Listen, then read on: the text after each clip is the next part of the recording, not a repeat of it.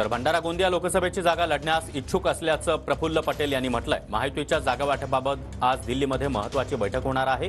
अजित पवार गटाचे कार्याध्यक्ष प्रफुल्ल पटेल यांनी ही माहिती दिली आहे। महायुतीचा उमेदवार निवडून आणण्यास मदत करणार असं देखील प्रफुल्ल पटेल म्हणाले।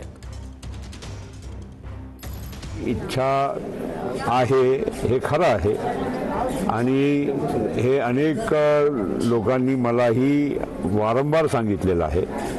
प्रश्न असा आहे की आम्ही आज महायुतीमध्ये आहोत आणि महायुतीमध्ये चर्चा झाल्याशिवाय आपण कुठलाही म्हणजे आपली उमेदवारीबद्दल बोलू शकत नाही। उद्या मिळाली तर नक्कीच लढेन, समजा काही वेगळा निर्णय झाला तो त्याप्रमाणे आम्ही योग्य रीतीने महायुतीच्या उमेदवाराला निवडून आणण्यासाठी पण काम करू। आज किंवा उद्या या बाबतीत दिल्लीमध्ये बैठक होणार आहे।